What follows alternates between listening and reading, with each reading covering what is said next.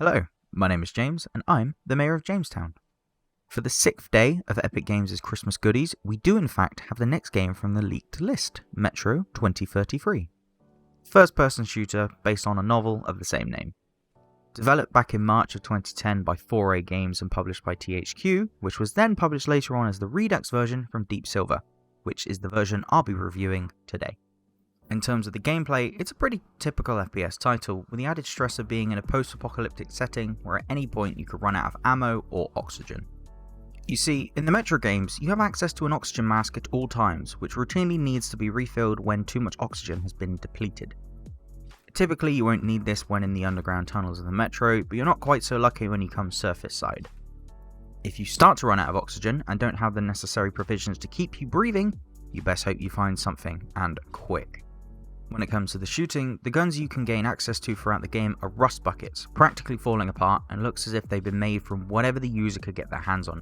To keep the game in a more survival horror sense, these weapons can jam at the worst times, requiring you, the player, to quickly fix that problem. This really brings up the intensity when you're playing, but can be a bit frustrating if it happens too often.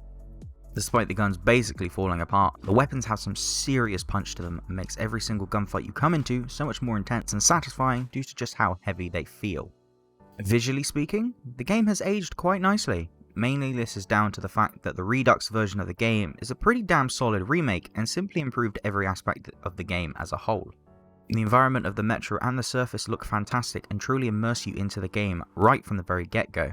Yeah, some textures aren't the best, but considering that the game is 6 years old, it's hard to find fault here. Post-apocalyptic Russia isn't really a setting we get to see very often, and that's definitely a big part of the charm for Metro's world design as well. Moving on to the story, and considering that the games are based off of a successful novel, it's no surprise that the game's story is an interesting one. Back in 2013, a nuclear war had completely decimated the Earth, killing billions. Our setting of Moscow, Russia, had hundreds of survivors take shelter in the Metro system, the only way for them to survive after the surface became unlivable. You play as Artyom and experience the Metro for yourself, coming across Nazis, communists, mutant creatures, and the Dark Ones, alien-looking creatures with psychic powers.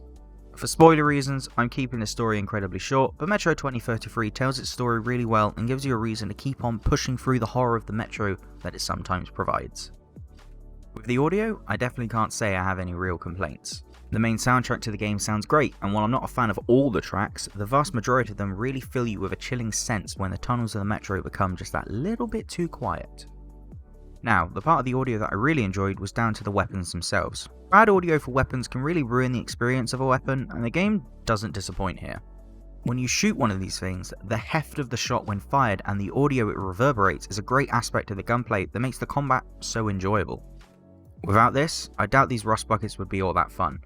In conclusion, Metro 2033 is a great FPS title, and while it does have elements of survival horror at times, I would argue that it isn't designed to be a true survival horror experience. It just simply isn't that scary most of the time. However, this hasn't stopped the game from being so much fun. After all, this is like the 3rd time I've played this game since its original release, and I'm still enjoying my time with it.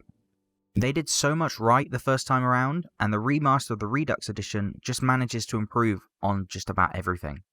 As a result of all of this, I'm going to have to give the game a traffic light score of green.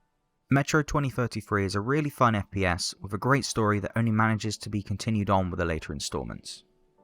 This one is a very easy game to recommend for a full playthrough, so be sure to pick it up while it's still free.